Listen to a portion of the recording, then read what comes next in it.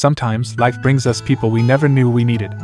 A Galaxy Next Door is the story of 𝘕𝘰𝘬𝘳, a young manga artist carrying the weight of his family's struggles on his shoulders, desperately trying to balance his work and care for his siblings. But when a mysterious new assistant named 𝘕𝘰𝘬𝘳 steps into his life, everything changes. 𝘕𝘰𝘬𝘳 isn't just a coworker. She's someone who understands his loneliness, someone who sees him in ways no one else does. Together, they'll discover a bond that transcends distance, differences, and maybe even the stars. Join us as we unravel a love story that's as delicate as it is profound, a story about two souls finding each other in a world where they both felt lost. This is a journey into love, warmth, and the beauty of truly finding someone who feels like home. The story begins with a blonde girl saying goodbye to her people in a distant land. Meanwhile, in Tokyo, a young man named 𝘕𝘰𝘬𝘳 is overworked. He's trying to finish some manga sketches and pretends to his younger siblings, 𝘰𝘰𝘰𝘳 and 𝘕𝘰𝘬𝘳, that everything is fine. However, ever since their father passed away, making a living as a manga artist hasn't been easy. 𝘕𝘰𝘬𝘳 wishes he had an assistant to lighten the load. Luckily, that same day, 𝘕𝘰𝘬𝘳 receives a call from 𝘕𝘰𝘰𝘳, who tells him he's found a reliable assistant. However, 𝘕𝘰𝘬𝘳 needs to pick her up since she's unfamiliar with the area. When 𝘕𝘰𝘬𝘳 meets her, he's surprised to see that his new assistant is a calm blonde girl dressed in black, named 𝘕𝘰𝘬𝘳 Goshiki. 𝘕𝘰𝘬𝘳 explains that he has a deadline for tomorrow morning, so they get to work immediately. To his delight, 𝘕𝘰𝘬𝘳 proves to be highly skilled and quick, despite this being her first job. She tells 𝘕𝘰𝘬𝘳 she learned everything from a manga creation guidebook. Later, 𝘰𝘰𝘰𝘳 and 𝘕𝘰𝘬𝘳 return home, and 𝘰𝘰𝘰𝘳 scolds her brother for working non-stop. She then gives 𝘕𝘰𝘬𝘳 a tour of their home, which is an inn with various residents, including office workers, manicurists, and their cousin. 𝘕𝘰𝘬𝘳 also happens to be the landlord. 𝘕𝘰𝘬𝘳, as his assistant, will have her own room, where she has dinner alone before returning to work. Hours later, she goes to make tea and runs into 𝘰𝘰𝘰𝘳 and 𝘕𝘰𝘬𝘳 again. They tell her how hard 𝘕𝘰𝘬𝘳 works to save money for their college, never asking for help. As 𝘕𝘰𝘬𝘳 continues to work with 𝘕𝘰𝘬𝘳, she reveals she's 19 and has only read his manga, which she greatly enjoyed. Although 𝘕𝘰𝘬𝘳 encourages her to rest, she insists on helping until the job is done. However, just as they near completion, 𝘕𝘰𝘬𝘳 realizes a missing panel has fallen under his desk, putting his deadline and payment at risk. 𝘕𝘰𝘬𝘳 tells him he just needs to ask for help, as she struggles with understanding his emotions. Finally, 𝘕𝘰𝘬𝘳 accepts her offer, and they work together to finish in the early hours, eventually falling asleep on the floor. When 𝘕𝘰𝘬𝘳 wakes, he sees something sharp sticking out from 𝘕𝘰𝘬𝘳's lower back. Thinking it's a pen stuck in her clothes, he tries to remove it but gets pricked by what turns out to be a stinger. He suddenly feels like he's floating in space until 𝘕𝘰𝘬𝘳 brings him back, scolding him for touching her stinger. She explains that only married couples are allowed to touch that part, which means they're now engaged. This baffles 𝘕𝘰𝘬𝘳, who, half awake, apologizes, clarifying it was an accident. 𝘕𝘰𝘬𝘳 then reveals she's the princess of a race known as the Star People, and desires to marry for love, leaving 𝘕𝘰𝘬𝘳 even more confused. He explains his responsibilities to his siblings and his need to avoid strange rumors, but she expresses admiration for his work, mentioning she even mimicked his art style. 𝘕𝘰𝘬𝘳 suggests they start as friends, but according to her people's customs, they're already engaged. At that moment, 𝘕𝘰𝘬𝘳's publicist, 𝘕𝘰𝘰𝘳, arrives to collect the finished work, pleased with the result. He informs 𝘕𝘰𝘬𝘳 that his next job can be in color, which excites him. 𝘕𝘰𝘬𝘳, after a long nap, feels saddened by the weakening of her bond with her people due to distance. She gathers her things to leave, encountering 𝘕𝘰𝘬𝘳's cousin, 𝘕𝘰𝘬, on her way out. Later, 𝘕𝘰𝘬𝘳 sends 𝘕𝘰𝘬𝘳 a message about where to send her payment. However, 𝘕𝘰𝘬𝘳 replies that 𝘕𝘰𝘬𝘳 is sick with a fever, so 𝘕𝘰𝘬𝘳 rushes back, believing her stinger incident is the cause. She explains that, since he touched her stinger, they must stay physically close to prevent him from getting sick. Holding his hand seems to help him recover, which convinces 𝘕𝘰𝘬𝘳 her story might be true. As they hold hands, he falls into a peaceful sleep. Upon waking, 𝘕𝘰𝘬𝘳 asks if she can rent a room, as she currently has no permanent home. She suggests that they start as friends, giving her the chance to experience love naturally. The next day, 𝘕𝘰𝘬𝘳 moves in, and as 𝘕𝘰𝘬𝘳 weeds the garden, he asks if there's a way to annul their bond. She assures him her people are working on it. Afterward, they go shopping, where 𝘕𝘰𝘬𝘳 tries on various black dresses, asking for his opinion, but he tells her to buy what she likes. She then buys a large stack of manga from a bookstore. Finally, they visit a cafe, where 𝘕𝘰𝘬𝘳 attempts to connect with her people through a prayer but struggles due to the distance. The story continues on Yajima Island, where 𝘕𝘰𝘬𝘳 reads about a legend. It's said that a shooting star fell on the island and cried over several children, allowing them to feel the star's emotions. 𝘕𝘰𝘬𝘳 reveals that the legend is true but has been altered over time. The star was actually a meteorite, and its tears, were microorganisms that entered her grandmother's body, making her the first star girl 2 generations ago. With her grandmother recently passed, her mother now leads the island, and 𝘕𝘰𝘰 is next in line. However, before taking on this responsibility, 𝘕𝘰𝘰 wanted to experience love, and with her grandmother's support, her mother allowed her to leave the island. It's difficult for Ichiro to accept all of this, and he suggests that finding her another fiancé might be best, which causes an unusual reaction in 𝘕𝘰𝘰 that makes him sneeze. He excuses himself to the bathroom, and when he returns, he finds 2 men flirting with 𝘕𝘰𝘰, though she doesn't notice. He takes her arm to lead her away, but this causes his nose to bleed. Frightened, 𝘕𝘰𝘰 makes him release her hand and explains that their connection caused him pain because she didn't want to be touched at that moment. Feeling guilty, she wishes she'd never left the island, but Ichiro reassures her that he'll learn the rules of how to be with her and help resolve everything. Back home, Maki and Chihiro are suspicious about their outing and assume they must be close if they went shopping together. 𝘕𝘰𝘰 happily confirms that Ichiro wanted to know her better, which shocks Maki, thinking her brother was on a date. The next day, Ichiro and 𝘕𝘰𝘰 decide to test how far they can be apart, so she takes a train to the next station, finding this is the maximum distance they can manage. They also discover that if she feels uncomfortable, he can sense it too. To test avoiding shocks, 𝘕𝘰𝘰 suggests Ichiro follow some manga scenarios. First, she asks him to cover her eyes from behind, which he does. Then, she asks him to recite lines from the manga's protagonist, which, although it makes him nervous, pleases her. Next, she asks him to corner her against a wall. He complies, but they are caught by Maki and Fumio, who tells them that such behavior isn't appropriate around children. 𝘕𝘰𝘰 explains he was only humoring her whims, and nothing was happening. Before they part, Maki tells Ichiro that Morin called and wants to talk to him later. Ichiro suggests to 𝘕𝘰𝘰 that she write down everything she wants to do and achieve.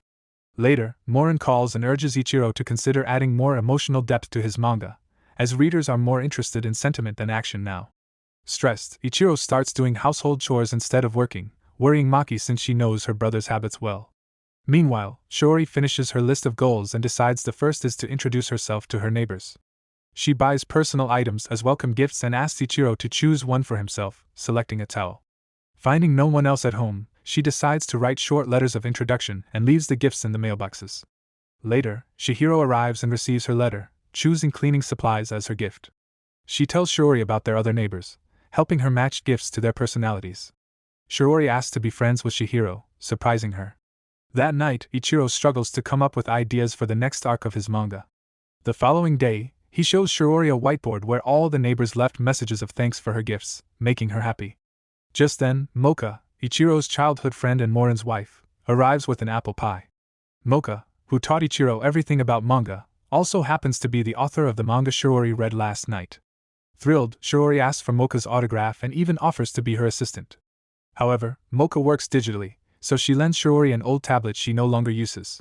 Before leaving, Mocha confides that Maki called her to cheer Ichiro up, as she knows him best. Later, as Ichiro tries to brainstorm manga ideas, he senses a strange feeling and finds 𝘕𝘰𝘰 sad in her room. When they go out together, she shares her distress over his and Mocha's close friendship. Ichiro reassures her that they are just friends and Mocha is married. 𝘕𝘰𝘰 knows this but can't shake an odd feeling in her heart.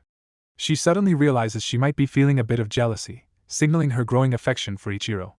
This realization shocks them both, and although he finds it hard to believe, she asks him to let her savor the moment of discovering love. The next day, Maki asks Ichiro to take them to the zoo, and he agrees, keeping a promise he made. However, they fail to realize it's raining, so the outing is cancelled. Frustrated, Ichiro forces himself to sit down and think of ideas for the new, more emotional arc of his manga. Ichiro tries to focus on developing the feelings of the protagonist couple for his manga, but he can't stop thinking about 𝘕𝘰𝘰's confession from the previous night. He wonders if she's just attached to him in the same way young birds imprint on the first thing they see. Meanwhile, 𝘕𝘰𝘰 finds herself unconsciously drawing Ichiro's face and blushing as she remembers her confession. Later, they cross paths in the hallway and notice that Maki and Fumio look bored. Ichiro explains they couldn't go to the zoo due to rain, so 𝘕𝘰𝘰 offers to play with them, trying to act as if her confession never happened. While Ichiro sketches his manga, 𝘕𝘰𝘰 chats with Maki, who has fortune-telling cards. 𝘕𝘰𝘰 asks her for a reading, but they're saddened when one of Maki's old cards tears since Ichiro had drawn them when she was in kindergarten.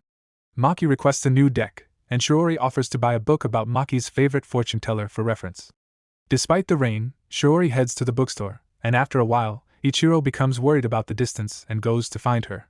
Relieved to see her safe, they return home to create the new deck together, with Maki watching them in awe. When they finish, Shiori sets up a small fortune-telling booth for Maki, even lending her some dark clothes to look the part. Maki, however, insists she'll go to college and not become a fortune-teller, surprising Ichiro. He reassures her that she can be whatever she wants and he'll always support her, which makes Shiori feel a pang of sadness as her own mother never encouraged her dreams. That night, Ichiro, inspired by the day, finally finds motivation to work on the sentimental arc of his manga. Later, he finds Shiori downstairs near the dining room, which Maki had decorated with a planetarium light for her fortune-telling. Taking the opportunity, Ichiro tells Shiori he appreciates her feelings but worries if he's worthy of them due to his job instability and his responsibility toward his siblings.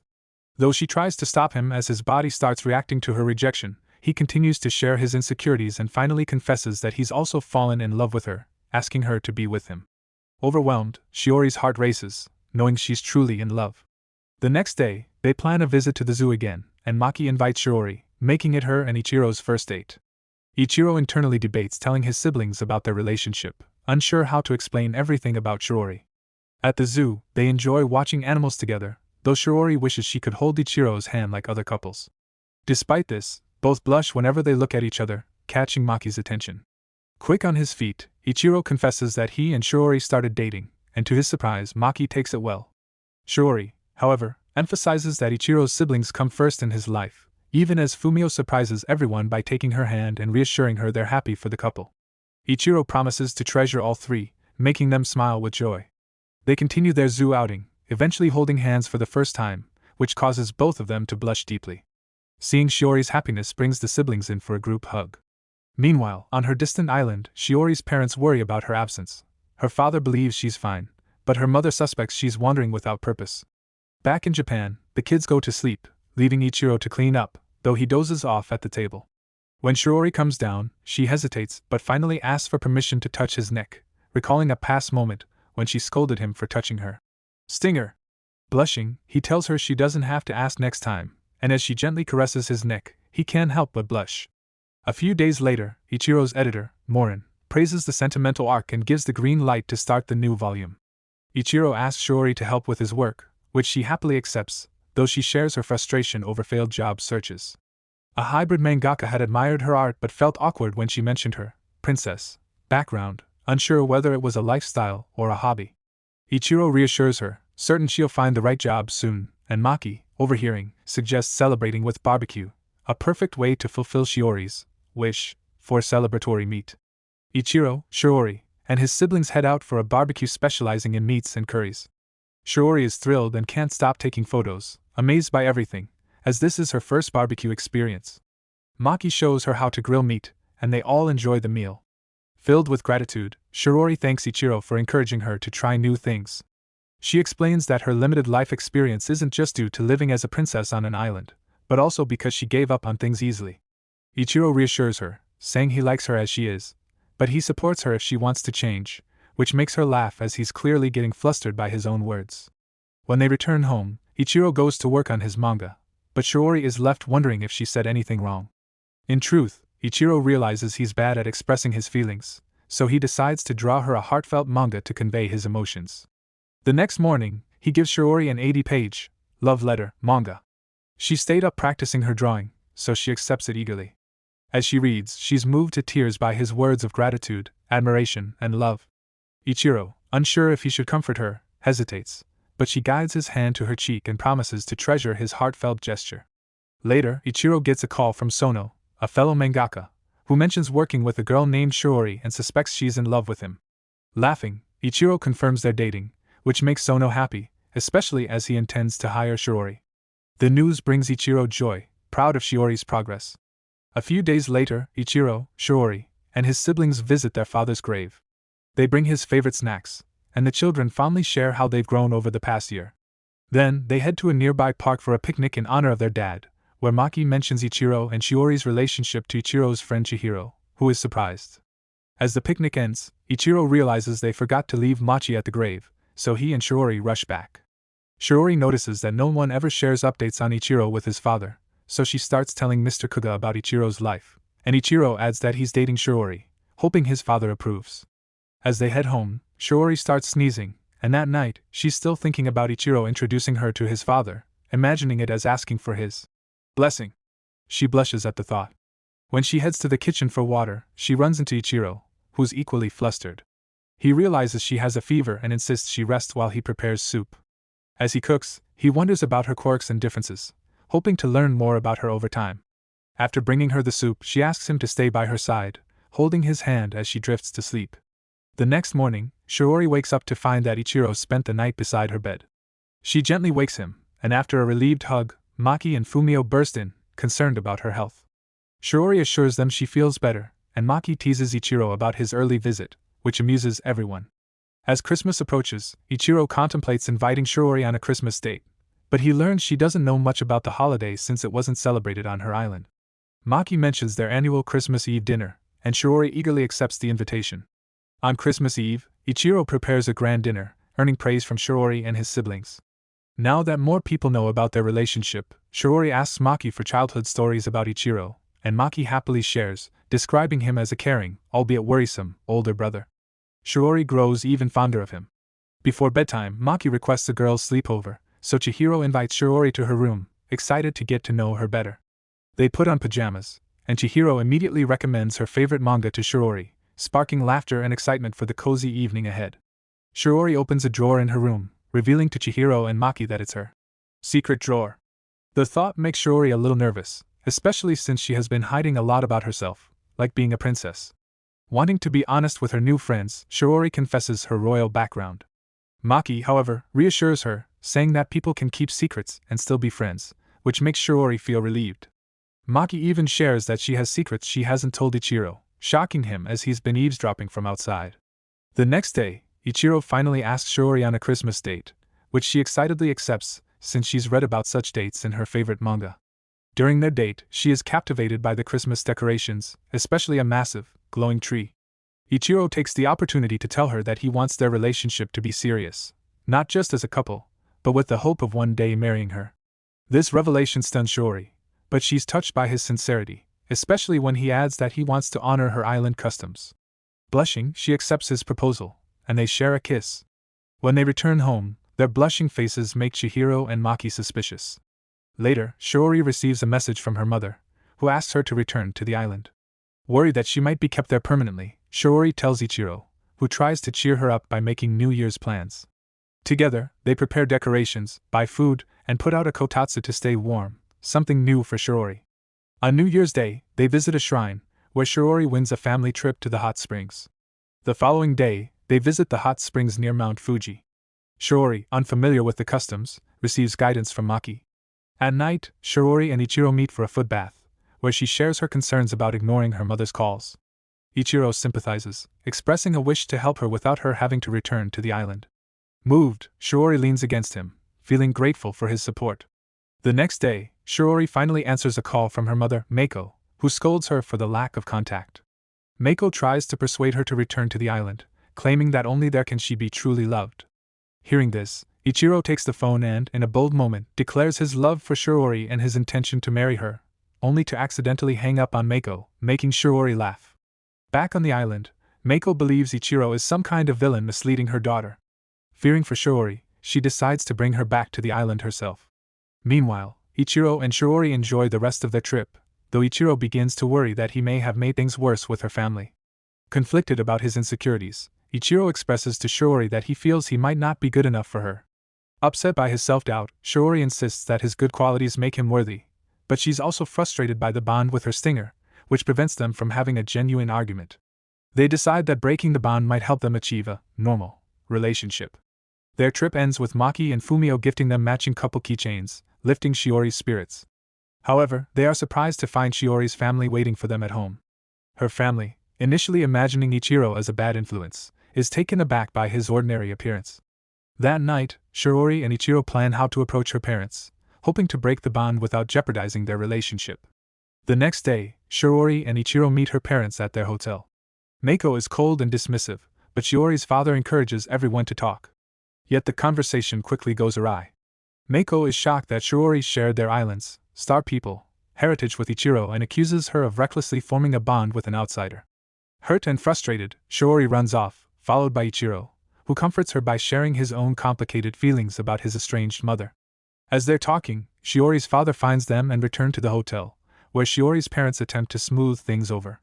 Meiko, apologizing for her earlier harshness, finally acknowledges that she went too far. However, she insists that the bond between Shiori and Ichiro must be broken, a sentiment that both Shiori and Ichiro agree with. This decision brings Meiko to tears, as she mistakenly believes that breaking the bond means the end of their relationship. Gratefully, Shiori informs her mother that she doesn't plan to return to the island, which frustrates Meiko. She accuses Shiori of having a false sense of freedom, pointing out that she has no job and is living off the money provided by her family. In defense of Shiori, Ichiro presents evidence of her hard work. She's been diligently practicing her art and training to become a mangaka, not just with him, but with another artist as well. This revelation surprises Shiori's father, who, after some contemplation, agrees to let her live off the island for another year, although he warns that they still need to find a way to break the bond. He also cautions Ichiro that he is now under Shiori's father's protection and will always support her, no matter what. After their tense meeting, Shiori and Ichiro breathe a sigh of relief. Shiori thanks Ichiro for always being there for her. Meanwhile, back at home, Maki and Fumio are worried that Shiori's parents might take her away. They make a paper shooting star and wish for Shiori to stay with them forever. As if in response to their wishes, a shooting star streaks across the night sky. Days later, Meiko and Kigo arrive at Ichiro's house to conduct the ceremony that will nullify the bond. Meiko shows a special pair of tweezers made from stones of Yobi Island, designed to remove the stinger. Shiori quietly tells Ichiro that Meiko is on her side, but Kigo, still dazed from the boat trip, asks for a place to rest. Meiko measures Ichiro for formal clothes to wear during the ceremony, revealing that she had worked with Shiori's grandmother, and that she wishes for the best for Shiori. Meiko expresses a deep concern that breaking the bond might cause their feelings for each other to disappear, which shocks Ichiro. Later, Kigo speaks privately with Shiori and reminds her that everyone on the island still misses her. He even shows her a necklace from her mother that allows them to communicate telepathically over long distances. However, Shiori remains resolute in her decision not to return to the island. Kigo, though understanding, warns that nullifying the bond could cause her feelings for Ichiro to fade, which worries Shiori. The night before the ceremony, Shiori struggles with anxiety over Kigo's words and has troubling dreams. The next day, she dresses for the ceremony and receives a compliment from Kigo, who jokingly tells her that when he grows up, he might be a candidate for her husband. This comment makes Shiori sad, realizing that Kigo sees her only as a princess, not as a person. She then meets Ichiro and Meiko, who are waiting for her to begin the ceremony. Ichiro immediately notices that Shiori looks exhausted and troubled. Regretful that they haven't talked more about the ceremony, Ichiro wishes they could have discussed it further. The ceremony starts with Ichiro drinking a special drink that makes his stinger appear, while Kigo records the process. Shiori's parents watch the event unfold. When the stinger finally appears on Ichiro's forehead, Shiori is tasked with removing it. As she does so, she can't hold back tears. Ichiro, too, regrets not telling her sooner how much he loves her. Once the ceremony is over, Shiori tearfully tells Ichiro that he is now free of the bond. She asks if he still loves her, and without hesitation, Ichiro hugs her, declaring his love. Meiko, though surprised, acknowledges that their task is done, and with that, they leave the couple alone. A few days later, Shiori and Ichiro go on a date. Shiori buys new clothes, as all she had were black dresses.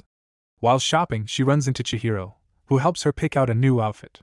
Chihiro admits that she has a crush on Ichiro but says she's happy for them, believing that they are perfect for each other. Shiori, realizing Chihiro's feelings, is touched by her maturity. When Shiori returns home, she excitedly tells Ichiro about her new clothes and eagerly anticipates their date. Ichiro, nervous as ever, rushes to Sam's house for advice on how to dress appropriately for the occasion. The next day, when they meet, they both can't stop complimenting each other, though Ichiro is too shy to hold her hand at first. They head to an ice rink to try skating, but their time together is still full of awkward, sweet moments as they continue to navigate their blossoming relationship.